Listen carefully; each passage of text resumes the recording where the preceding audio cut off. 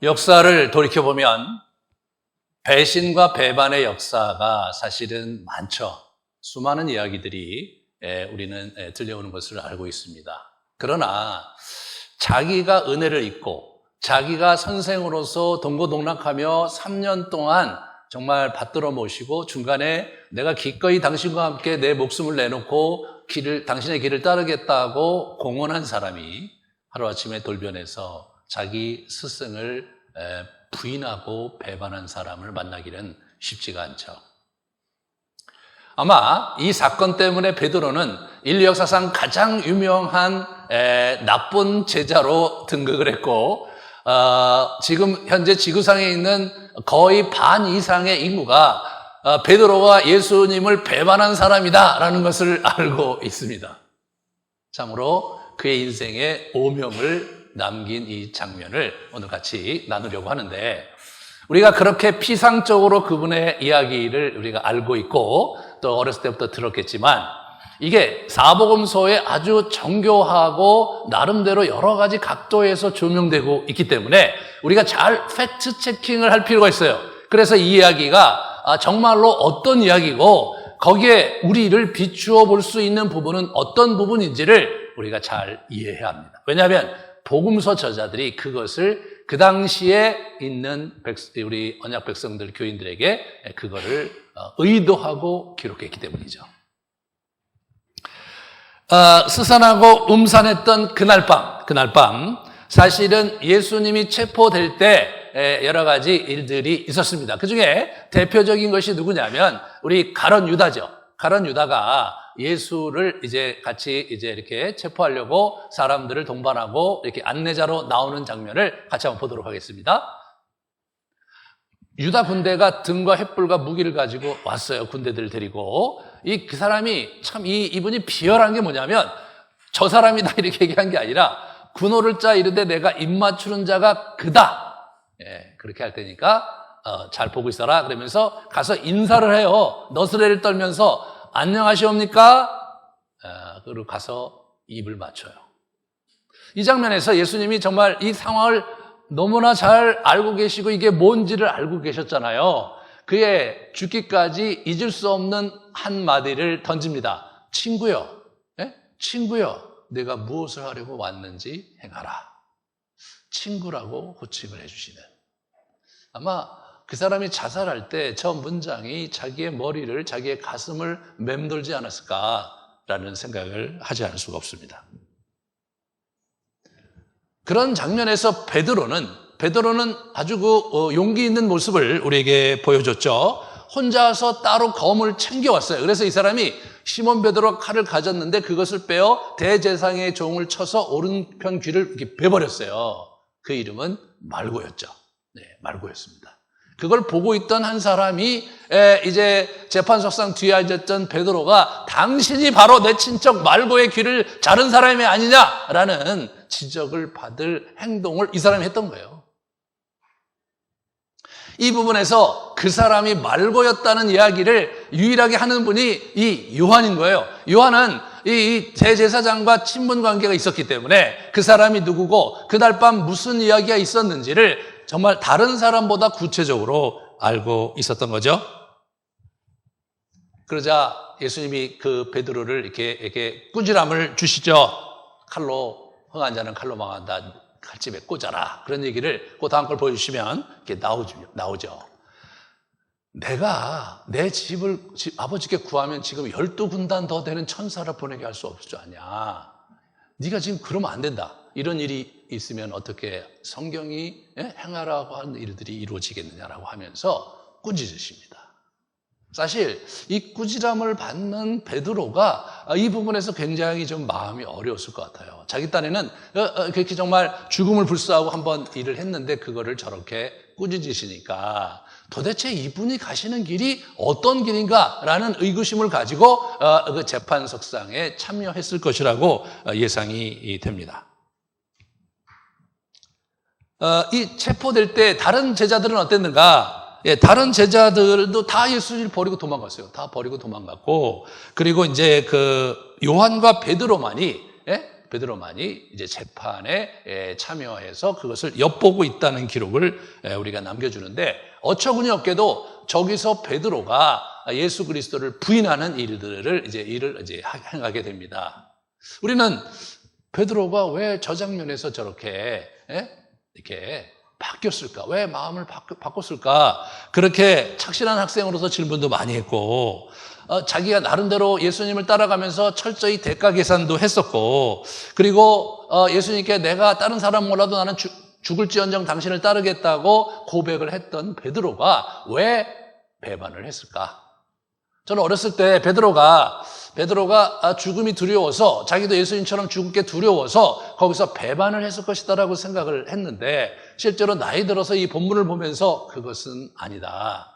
베드로가 유일하게 검을 들고 거기 군대를 이제 이렇게 왔는데, 거기에 대제사장의 종 말고가 왔거든요. 대제사장의 종이라고 해서 그 사람이 이제 지위가 낮거나 하찮은 그런 평범한 종이 아닌 거예요. 대제사장의 이런 체포 권한을 위임받고 군대를, 경호대를 이렇게 통솔해서 온 책임자였거든요. 책임자인데 그 사람들은 병장기를 가졌고, 예수님의 제자들과 예수님 자신은 아무런 병장기가 없었는데, 이 사람만 예수님이 자꾸 이상한 얘기 하시니까 검을 들고 왔어요. 그리고 실제로 대제사장의 종 말고의 귀를 잘랐어요. 이 사람이 그 밤중에 자기의 우리 검수를 이렇게 하면서 상대를 위협을 하려고 귀를 잘랐겠는가? 그런 건 아니죠. 이 사람은 검을 드는 사람이 아니라 바닷가에서 고기를 잡는 어부였잖아요. 그러니까 이게 어떻게 된 겁니까? 목을 치려고 날렸는데 피하다가 귀가 잘렸겠죠. 다시 말해서 이 사람은 거기 있는 수많은 군대가 있었지만 자기는 죽음을 불사하고 예수를 위해 싸울 수 있다는 의기를, 결단을 행동으로 보여준 사람이었던 거죠. 그러니까 적어도 그 순간까지는 우리 그 가룟 유다와 달리 예수님을 자기가 배반할 것이라고 추워도 생각하지 않았어요. 자기 자신도 그럴 수 있으리라고 상상도 안 했겠죠. 그런 사람이 어떻게 이 사람이 배반을 하게 됐는가?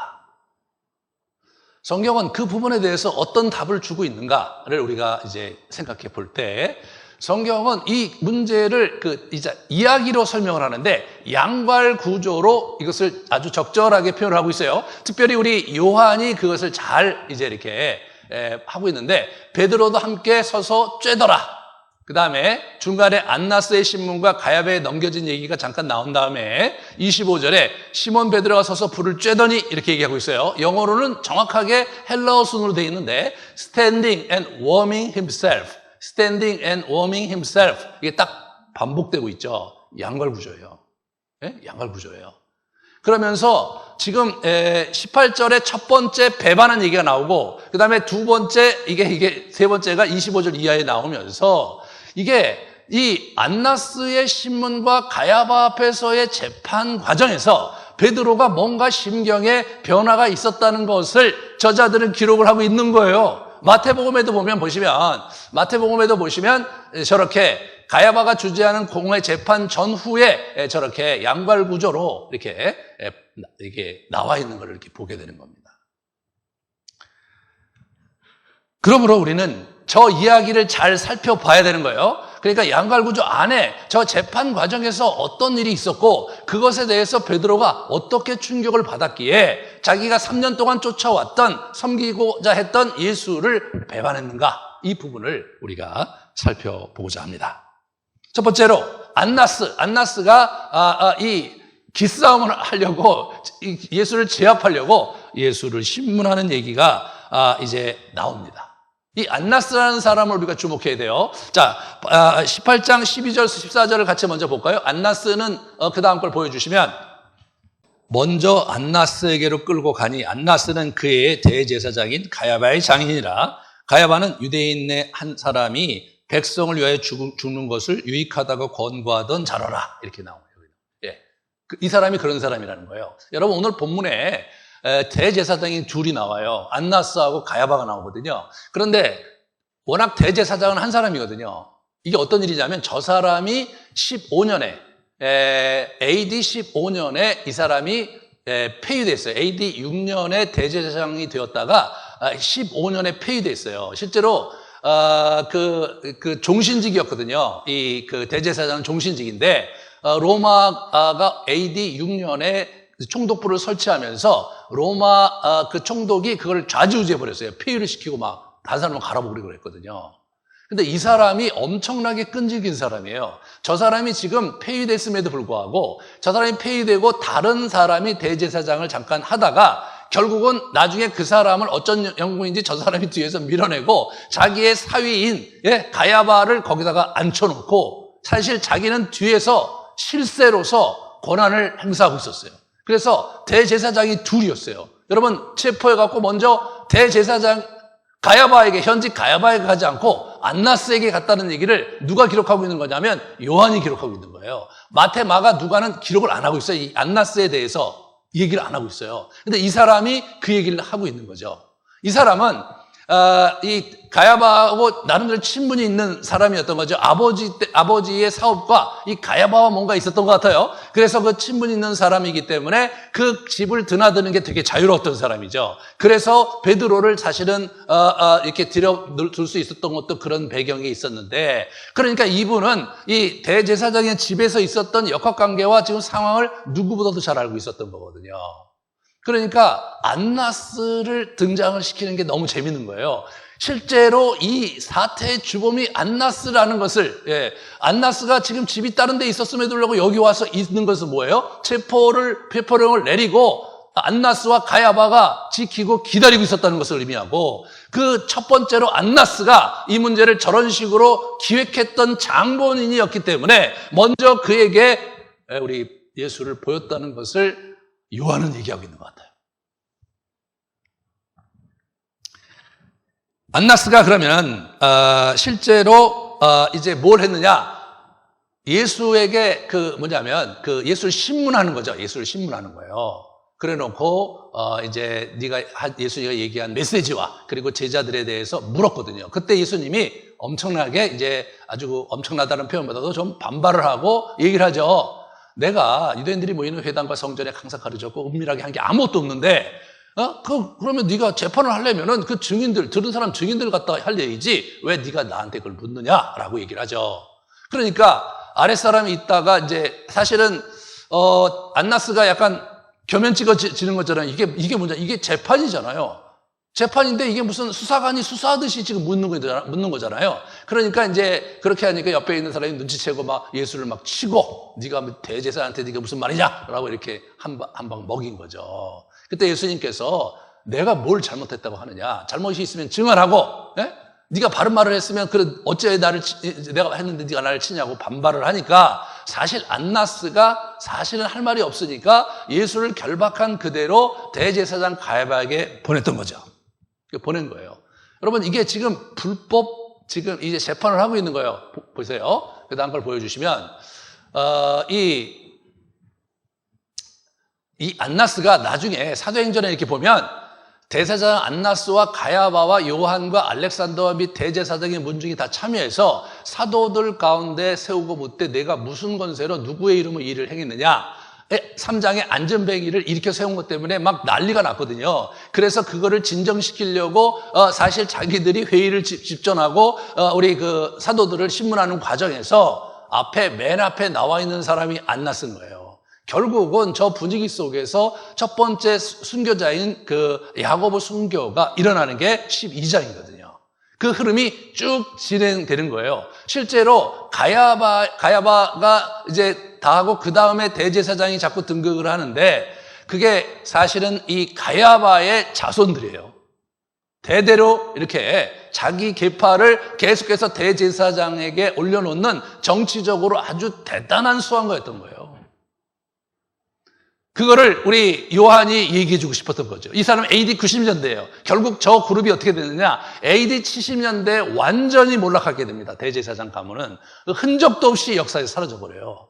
그래서 이제 이 안나스가 이 문제의 사실상 주동이었고 사실상 기획자였고 사실상 감독자였다는 것을 우리 요한이 얘기하고 싶었던 것 같아요.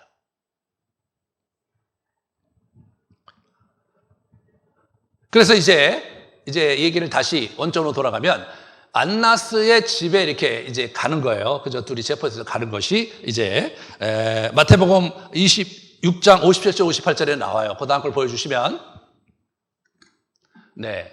그래서 대제사장들과 사실 대제사장이 해야 되는데 대제사장들이라는 게 안나스와 가야바가 있기 때문이에요. 온 공회가 예수를 죽이려고 그들을 칠 증거를 찾되 얻지 못하니 거짓 증언하는 자가 많으나 그 증언이 서로 일치하지 못했다. 지금 이 요한이 기록하는 오늘 본문이 좀 이렇게 우리가 잘 생각해 봐야 되는 게 지금 요한이 안나스가 신문한 장면은 마태, 마가, 누가가 기록 안 했는데 그 얘기를 기록을 했어요. 그 얘기를 기록하고 맨 마지막에 어떤 얘기가 이제 이렇게 나오느냐면 24절에 안나스가 예수를 결박한 그대로 대제사장 가야바에게 이렇게 보냈죠. 같은 관문은 아마 저쪽에 있었을 것 같아요. 그런데 그때 시몬 베드로가 배반하는 얘기가 쭉 나오고요. 그 다음에 28절에 그들이 예수를 가야바의 관정에 끌고 가는 거예요. 관정이 어떻게 보면 빌라도의 관정을 얘기하는 거거든요. 빌라도의 재판석에 보냈다는 얘기를 하는 거예요. 그러니까 실제로 안나스가 가야바에게 보냈다. 그 다음에 재판을 끝난 다음에 그 다음에 어디로 가는 거냐면 그 다음에 빌라도에게 가는 거예요. 그런데 요한은 그것을 기록 안 한 거예요. 산헤드린 공회, 그러니까 안나스의 집전하에 진행됐던 오밤중에 그 산헤드린 공회 얘기를 쏙 빼놨어요. 마태와 마가는 그것을 자세히 기록했고 안나스 얘기는 뺐는데 이 사람이 그걸 뺐어요. 왜 뺐을까? 이 사람이 왜 도대체 그 얘기를 안 했을까라는 생각을 우리가 해볼 수가 있는데 아마도 그때 예수님이 무너지고 거짓 증인들한테 막 휩싸이는 장면이 자기가 그 자리에 있었으니까 굉장히 그 마음에 막 다시 생각하기도 싫어서 그랬던 것일까? 네, 그랬던 것일까? 아니면 마태, 마가가 충분히 설명을 했기 때문에 내가 굳이 그것까지 다 설명할 필요가 없다고 느꼈을까? 왜냐하면 그 당시에는 글을 쓸 때 두루마리가 제한되어 있었기 때문에요. 자기가 취사 선택을 해서 정교하게 그것을 그 양에 맞게 기록을 하려고 애를 썼거든요. 요즘같이 무한정을 쓸 수 있는 시대가 아니었기 때문에. 그래서 불필요한 건 자꾸 빼냈어요. 그러니까 이 신약의 저자들은 구약도 비슷하지만 이 신약의 저자들은 특별히 이 자기가 쓸 이야기를 충분히 머릿속에 구상하고 그 다음에 곰삭혀서 자기가 그 원하는 분량에 알알이 그걸 박아놓는 거, 그 당시 저자들이 하는 그러한 중요한 일이었거든요.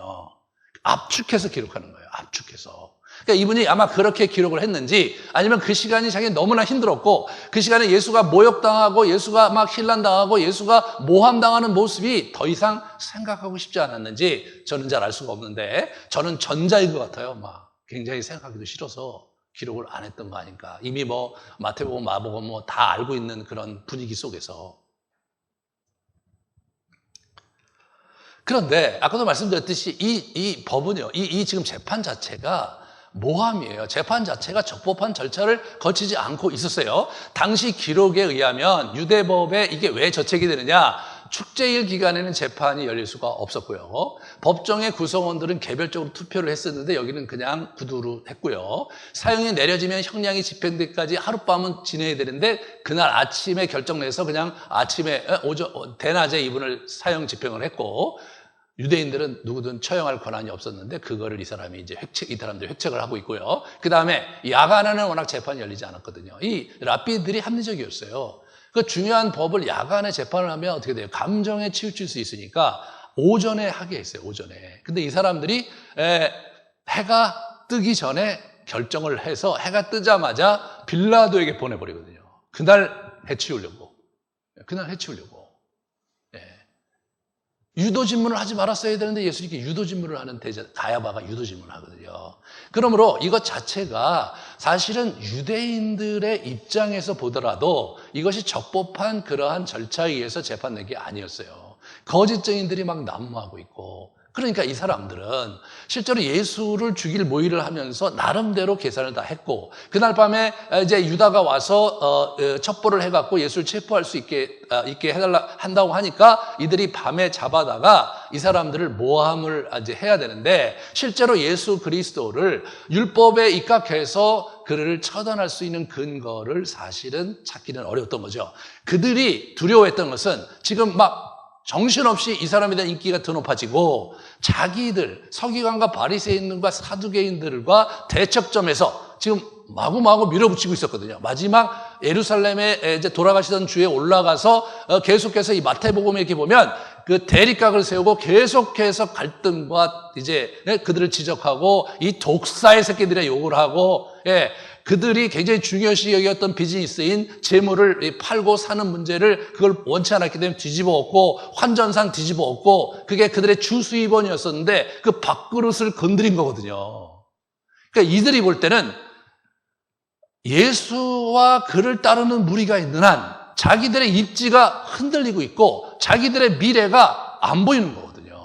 그들의 명분은 이렇게 했다가는 로마의 압제를 통해서 로마에 의해서 또 나라가 풍지박산 날 것이라고 분위기를 만들고 있었지만, 정작 빌라도가 재판했을 때는 예수 그리스도를 십자가형에 처할 만한, 예수 그리스도를 정말로 죄를 줄 만한 이유를 찾지 못했노라고 그가 고백하는 장면이 이제 나오는 거죠. 그들은 뭐냐면 예수가 싫었고, 그리고 예수를 정말 따르는 사람들이 자기들을 싫어하는 것이 몹시 싫었기 때문에 예수를 정치적으로 제거시키려고 하는 그러한 움직임을 가지고 있었던 거죠. 그런데 이 베드로가 주목했고, 정말 베드로의 입장에서 볼 때 의구심을 가질 수밖에 없는 그런 장면이 나오는데, 그것은 침묵이었어요. 대제사장이 일어나 예수께 묻되 아무 대답도 없느냐? 막 거짓 증인들이 막 난무하면서 여러 사람들이 막 모함하는데도 가만히 계세요. 예수께서 침묵하시거늘 계속 또 침묵을 해. 예수님이 왜 자기 자신을 방어하지 않냐 말이에요. 예수님이요, 이런 부분에서 참 놀라운 거예요. 그 다음 걸 보여주시면 실제로 이분이요, 이 인자가 권능자의 우편에 앉은 것과 하늘 구름을 타고 오는 것을 너희가 보리라, 이런 얘기를 하시는 거예요. 네가 정말 찬송받을 이에 하나님의 아들 그리스도냐? 그랬더니 이분이 내가 그니라. 그럴 수 있죠. 거기까지 괜찮아. 늘 주장하시던 거였기 때문에. 근데 인자가 권능자의 우편에 앉은 것과 하늘 구름을 타고 오는 것을 너희가 보리라. 야, 이게 법정에서 할 얘기입니까 지금? 지금 자기의 죄를 계속해서 사람들이 여러 가지 모함으로 이렇게 죄인이라는 것을 막 이렇게 증언하고 있는데, 나는 곧 구름 타고 올 거다. 완전히 구름 잡는 얘기 하시는 거 아니에요. 아니, 그러면 뭐가 되는 거예요? 대제사장이 막 화가 머리까지 나갔고 옷을 찢고 더 이상 재판할 수 없다, 할 필요가 없다. 그래서 막 이제 이게 사형을 처해 마땅하다고 넘기려고 한단 말이에요. 여러분이 이제 그때에 있었다고 생각해 보시면 이게 황당한 얘기 아닙니까, 여러분? 왜 황당하냐? 아니, 계속해서 예수님께서 지난 일주일 동안 계속해서 오셔서 그 서기관과 바리새인들을 막 대놓고 꾸짖고 사두개인들과 싸우고 막 그랬던 분이에요. 그러면서 이 독사의 자식들아, 이 회칠한 무덤 같은 놈들아, 너희들이 막 겉으로는 의로운 척하지만 방탕하고 탐욕이 많은 놈들이다. 그런 얘기하면서 이 저주를 받을 놈들아 하면서 이 독사의 새끼들아, 이런 얘기를 예수님께서 마구마구 쏟아내고 계셨던 분이란 말이에요. 근데 그분들 중에 대부분이 산헤드린 공회 멤버였거든요. 그 산헤드린 공회 앞에서 그러면 그런 기세로 말도 안 되는 소리 하지 마라. 저 거짓 증인들을 가지고 나를 모함하려고 하는 거다. 너희가 정말 하나님을 믿으면서 너희가 율법을 안다고 하면서 이 오늘 재판석 자체가 불법한 일인데 어떻게 너희들이 그럴 수 있냐, 막 이렇게 하면서 막 그들을 막 꾸짖고 말해요. 그들을 마구 몰아붙이면서, 그러다가 어떻게 이제 그들이 이제 어떻게 할 수 없으니까 완력을 써갖고 거기 있는 그 군인들이 그 예수를 잡아갖고 막 저쪽으로 밀어붙였다. 이렇게 되면 좀 합리적으로 납득할 수 있는 여지가 있는데 예수님이 그렇게 안 하신 거예요. 왜 구름 타고 오는 얘기를 하는 겁니까, 여러분? 구름 타고 오는 얘기를 하면 어떻게 되는 거예요? 어떻게 되는 거예요? 이상한 사람 되는 거 아니에요? 아니, 지금 여기서, 이게 진짜 어려운 거예요. 그 다음 걸 뭐예요? 그 다음 걸. 곁에 있던 사람이 막 손으로 막 예수를 쳐요. 그 다음에, 여기 이제 마태복음 20쪽에 보면, 이에 예수의 얼굴에 침 뱉으며 주먹으로 치고 어떤 사람이 손바닥으로 막 이렇게 때려요. 그러면서, 야, 너 선지자냐? 그럼 내가 어떤 손으로 쳤는지 네가 알겠네? 막 이렇게 조는 거예요. 근데 이분이 가만히 있는 거예요, 가만히. 예? 아니, 그런 기계 넘치던 모습은 도대체 어디 간지 말이에요. 그 다음 걸 보여주세요. 이게 예수님 체포될 때, 너희가 누구를 찾으러 왔느냐? 나사렛 예수다. 내가 그니라. 하실 때 이 사람들이 뒤로 물러가고 땅에 확 높아졌어요, 군인들이. 거기서 이제 이들이 막 정신을 수습하고 오니까 내가 누구를 찾냐고 묻지 않았느냐? 나사렛 예수야. 내가 그다. 그렇게 얘기하신 거예요. 예수님이 이런 내공이 있으신 분이었단 말이에요. 예? 그럼 거기서 이 나쁜 놈들아! 이렇게 할 때 뒤로 확 넘어지고 말이에요. 아니, 그래야 되는 거 아니에요?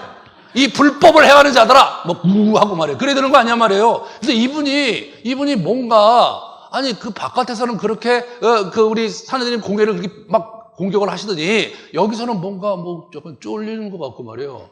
안나스에서 개인적으로 할 때는 대단한 것 같다가, 사내들이 공개해서 얘기할 때는 또 가만히 있으신 거예요. 그 옆에 사람이 막, 침 뱉고 막 얼굴에 막 이렇게 막 모욕하고 막, 그러는데 그거 가만히 있으신 거예요. 만약 여러분이 그 장면이었다면 여러분이 어떠셨을까요, 마음이? 여러분 정말 어땠을까요? 제가 이렇게 지금 설교를 하고 있는데 어떤 분이 저기 처음 와갖고, 군인이, 형사가 와서, 여기 이재철 씨 어디 있어, 이재철 씨. 제가, 왜 그러십니까? 이재철 씨는 나와요. 당신 왜 거기서 지금 설교를 하고 있어? 그렇게 얘기하면은, 제가 어떻게 할 것 같아요? 뭔가 오해하신 것 같은데, 예배 끝나고 봅시다. 이렇게 얘기해야 되잖아요. 그죠? 그렇게 얘기해야 돼요. 그래서 막 오면은 저쪽에 있는 우리 몇몇 형제들한테 좀 밖으로 모시라고 이상한 놈들 다 왔다고 그러고, 이제 점잖게 이거 설교를 마치고 나와서 막 얘기하면서 당신 도대체 뭔데, 무슨 근거로 예배 시간에 와서 내 예배를 방해하느냐. 그리고 막 내가 따져야 되겠죠. 그죠? 근데 그게 아니라, 제가, 이재철 씨 누구야? 어디 서 있어? 전데요? 당신 지금 거기서 뭐 하는 거야? 내려와! 그리고 제가 쭈쭈쭈쭈 내려가. 이렇게 내려가. 그래갖고, 당신 지금, 같이 파렴치한 사람이 여기 가서 무슨 설교를 한단 말이야. 당신들 정신 차려. 그리고 이제 나를 데려갔다고 합시다. 그러면 여러분 얼마나 황당해요. 그죠? 황당해. 그래갖고 이제 여러분 중에 또 관심 많은 사람들이 또 저를 쫓아오겠죠. 도대체, 아니, 왜 그럴까? 그래서 제가 파출소에 가갖고 이제 거기서 막 조사를 받아고 막 쓰는데, 저 바깥에서 보니까 이렇게 막 때리면서. 당신 정신이 있냐, 없냐 말이야. 그런데 제가, 왜 그러냐고 막 이렇게 하는 게 아니라, 막 이렇게 듣고, 얼굴이 막 시무룩해지고 말이에요. 예? 그 쫌쫌없이 막 이렇게 하고 있으면 느낌이 어떻겠어요? 느낌이? 완전히 깨는 거죠. 저 양반이 뭔가 있다. 우리가 모르는 뭔가 있고, 예. 정말 파렴치하고 정말 사악한 행동을 한 게 너무나 분명하다. 그 순간 어떻게 되는 겁니까? 저에 대한 신뢰는 완전히 무너지는 거고, 그죠? 아른드리 교회는 갈 길을 찾지 못하고 방황하겠죠. 그런 거예요, 여러분. 이 베드로의 입장에서 볼 때는, 아니, 그 전까지 그렇게 당당하고 의연하고 권위를 갖고 움직이셨던 분이 갑자기 사내들인 공회에서 고양이 앞에 쥐처럼 쪼그러든 거예요. 그리고 옆에 있는 사람들이 막 줘받고 가만히 있는 거예요. 그럼 어떻게 되는 거예요? 베드로의 입장에서 볼 때는 이게 내가 쫓아다녔던 예수가 맞나? 아니, 저 양반이 메시아가 정말 맞는 거야? 이런 얘기를 하지 않을 수 없었겠죠. 여러분, 베드로의 입장에서 볼 때는요, 베드로가 예수를 배반한 게 아니에요. 예수가 먼저 베드로를 배반한 거죠. 그럴 수는 없는 거죠. 내가 당신을 위해서 정말 당신의 기치와 당신과 함께 목숨을 걸고 내가 함께 길을 가겠다고 했는데, 이렇게 초라하게, 이렇게 정말 개차반처럼, 저렇게 정말 아무것도 아닌 사람처럼 저렇게 무너져 내리고 말해요. 아무 얘기도 못하고 찌질하게 앉아있는 그분을 보면서 말할 수 없는 분노와 그리고 어려움을 느꼈겠죠.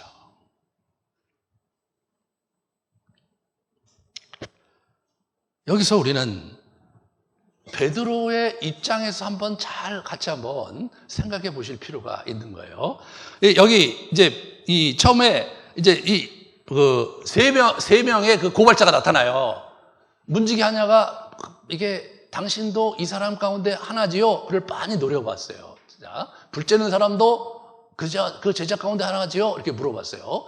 당신이 동산에 그와 함께서 내가 보았다 이렇게 얘기를 하는 거예요. 그런데 이게 마태, 마가는 이게 어떻게 되냐면 세 개가 이 세 질문이 나란히 돼 있어요. 이게 나란히 돼 있어.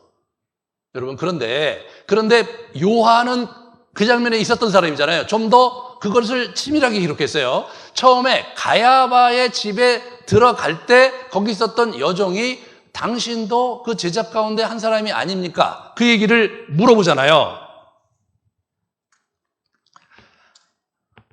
그러니까 그때 나는 아니라 이렇게 얘기를 하는 거예요. 그죠? 나는 아니다. 예. 그래서 이게 보시면 17절에 문지기는 여종이 베드로에게 말하되 너도 그 사람 중에 하나가 아니냐 하니 그가 말하되 나는 아니라 이렇게 얘기했어요. 자, 이때는 거기 지금 기다라고는 못 들어갈 거 아니에요. 그죠? 그러니까 임기응변적으로 아니 나 아닙니다 이렇게 얘기하고 점잖게 들어간 거예요. 뭐 그때 아니다라고 했을 때 예수님을 뭐 이제 완전히 나는 이제 예수님과 인생이 끝났다 이런 거를 생각한 게 전혀 아니었던 거죠. 그런 면에서 우리 그 요한의 따스한 시선을 보이는 거예요. AD 60년대 마태, 마가, 누가 기록이 돼 있거든요. 거기 보면 완전히 막 3번을 영거포 이렇게 막 예수를 배반하는 어조로 계속 얘기한 것처럼 나오는데 실제로는 그렇지 않았다.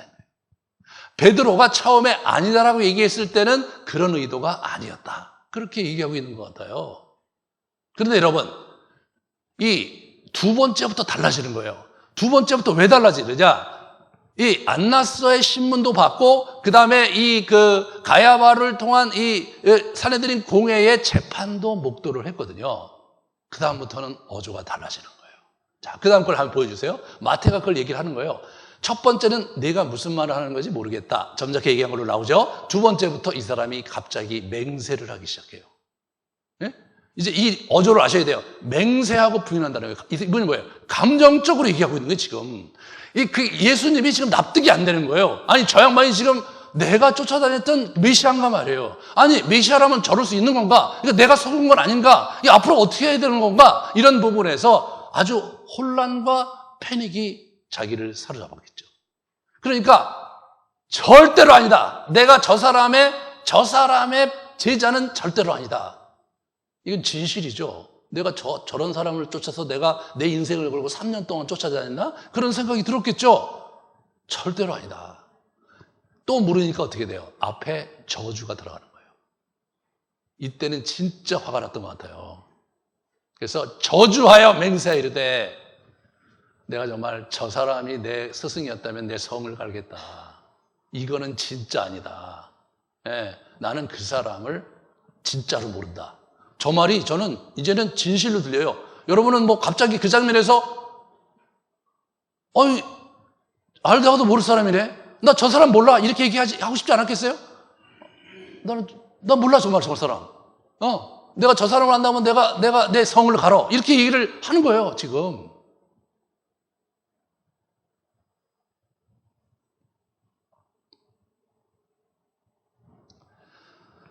베드로의 입장에서는요, 이게 감당하기가 너무너무 힘들었던 거예요. 아니, 지금 이 장면이 이렇게 간다면 도대체 앞으로는 어떻게 되는 거예요? 메시아의 그림이 갑자기 지직하고 사라지는 거죠.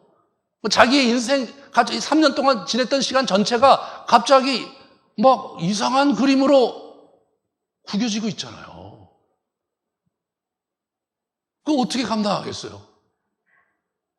여러분과 제가 그 자리에 있었다면 정말 감당할 수 있었을까?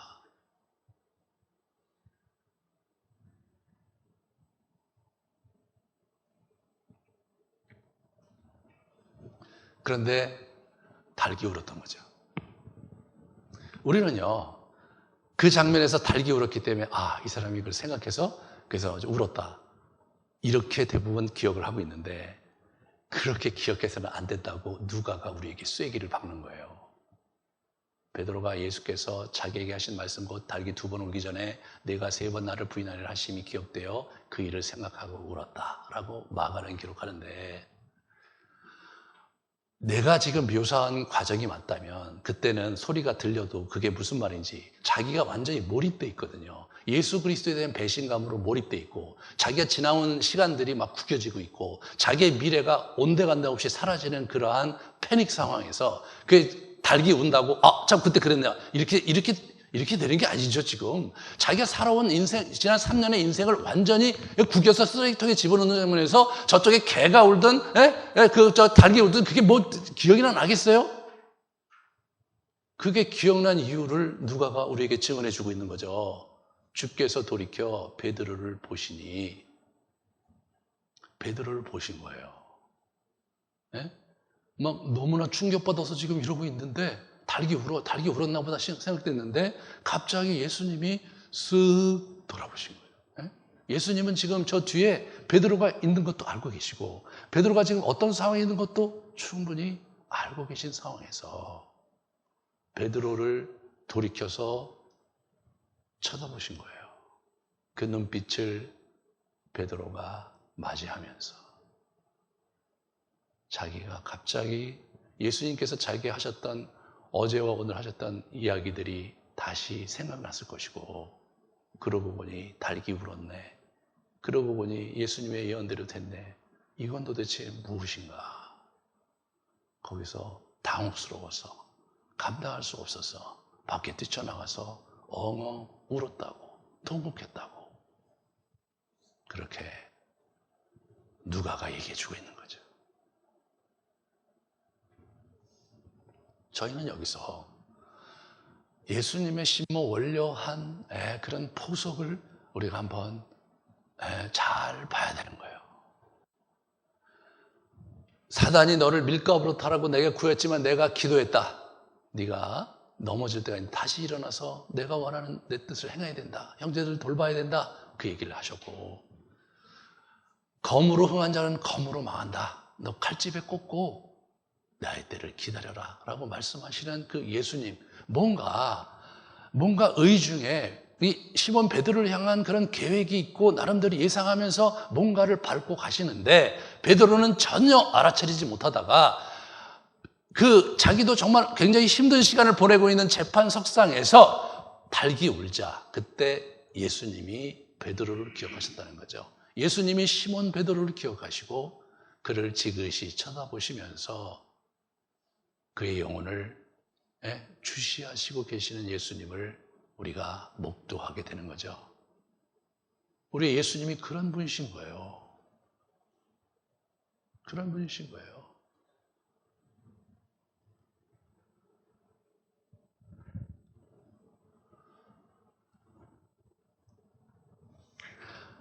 배반의 그림자가 예루살렘을 휘감았던 거죠. 그죠? 예루살렘을 휘감았던 거예요. 마가가 그것을 잘 기록을 담담하게 하고 있어요. 한번 그 다음 걸 보여주시면, 가룟 유다가 배반을 하고 제자들이 다 예수를 버리고 도망했고, 한 청년이 혼이불을 벗어버리고 도망을 했습니다. 그가 마가입니다. 그리고 수석제자 베드로가 예수를 부인했습니다.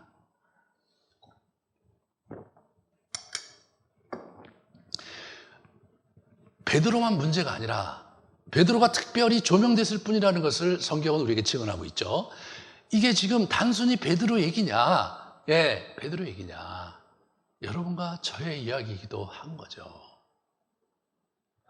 첫 번째, 마태, 마가, 누가가 AD 60년대에 복음서를 기록할 때 당시에 핍박이 일어나기 시작했어요. 그래서 그 결국은 베드로와 우리 바울이 십자가에 못 박혀 죽었습니다.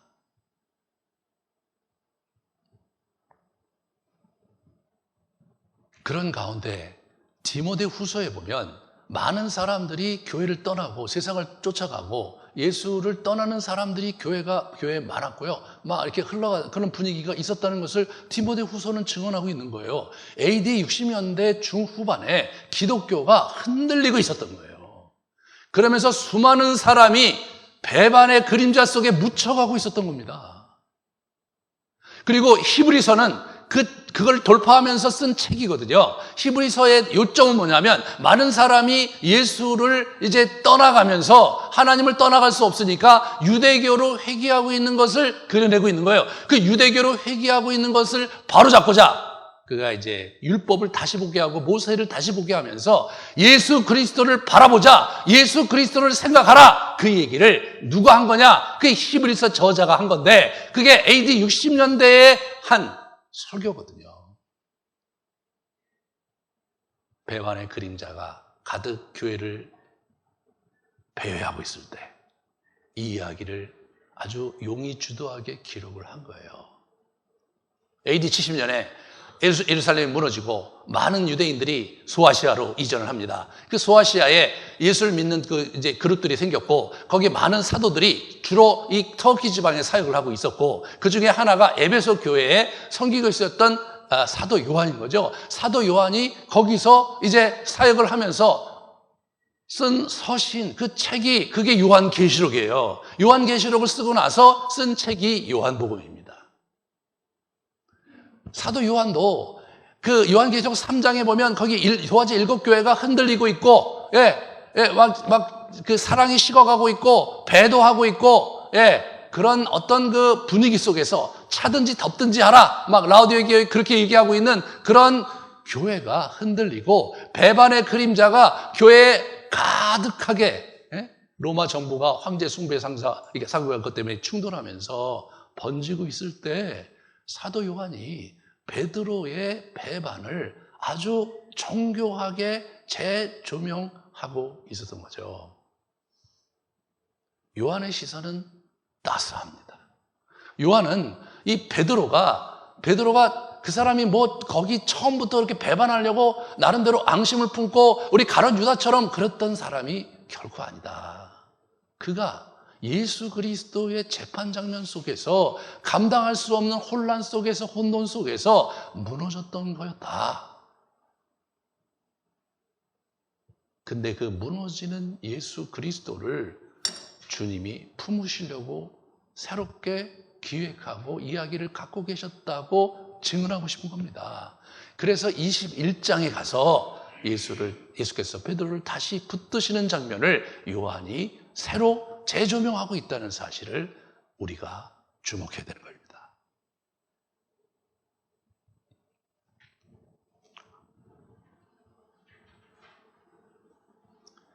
베드로가요, 얘기하는 거예요. 우리 아까 그 장면 보여주세요. 나는 버릴지라도, 이분이 한 얘기예요. 뭐예요? 모두가 주님을 버릴지라도 나는 절대로 버리지 않겠습니다. 내가 주와 함께 죽을지언정 주를 부인하지 않겠습니다. 라고 외쳤던 베드로도 현타가 올 때, 뭔가 자기가 기대하지 않고 자기가 예상하지 못했던 그런 삶의 현실과 예수 그리스도와 하나님의 모습을 목도할 때 여지없이 무너질 수밖에 없는 것이 인간이다 라고 얘기해 주고 있는 것은 아닐까요? 배반의 그림자에 터펴있는 수많은 성도들에게 다시 닭 울음소리를 들려주면서 다시 예수님을 붙잡으라고, 우리가 그런 것을 그분은 잘 알고 따스한 시선으로 보고 계시다는 사실을 이분이 소리쳐 외치고 싶었을 것이라고 저는 생각합니다. 사랑하는 여러분, 여러분은 어디에 계십니까? 여러분은 정말 예수님을 정말 올곧게 믿으면서 흔들리지 않는 믿음을 가지고 굳건히 살아가고 계십니까? 아니면 때로 예수님이 이상하게 보이고 예수님이 납득이 안 돼 보이고 신앙생활 자체가 정말 무기력하고 무의미하게 다가오기 때문에 오늘 이 시간도 교회에 나오지 않고 집에서 계시는 그런 분들이 계신 것은 아닐까. 코로나 이후에 많은 성도들이 그 그림자 속에 사라져가고 있습니다. 사랑하는 여러분, 그 그림자 속에 묻혀가는 우리들이라 할지라도 그분은 관심을 가지시고 눈빛을 애정의 눈빛을 보내주시는 분이 예수님이신 것을 붙잡으시기 바랍니다. 그런 베드로가 어떻게 다시 일어나는지 다음 시간에 21장에서 어떻게 그런 베드로를 붙잡으시고 다시 이렇게 세우시는지를 보면서 주님의 사랑이, 기독교의 도가 어떤 색깔과 어떤 관점을 가지고 인간을 대하시는지를 같이 붙잡기 원합니다. 사랑하는 여러분, 용기를 가지십시오.